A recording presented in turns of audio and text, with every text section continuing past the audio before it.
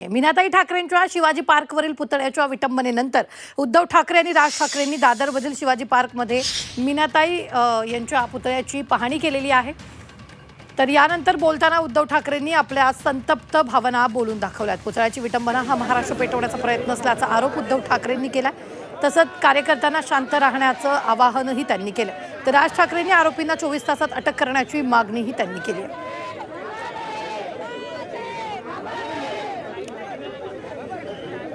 तर ही दोन्ही दृश्य आपण पाहतोय। उद्धव ठाकरेंकडूनही यावेळी पुतळ्याची पाहणी करण्यात आली। मीनाताई ठाकरेंच्या पुतळ्याची राज ठाकरेंनीही पाहणी केलेली आहे। तर आरोपींना 24 तासात आज शोधून काढा अशाही सूचना राज ठाकरेंनी पोलिसांना दिलेल्या आहेत। तर कार्यकर्त्यांनी शांत राहावं असं आवाहन यावेळी उद्धव ठाकरेंनी केलं।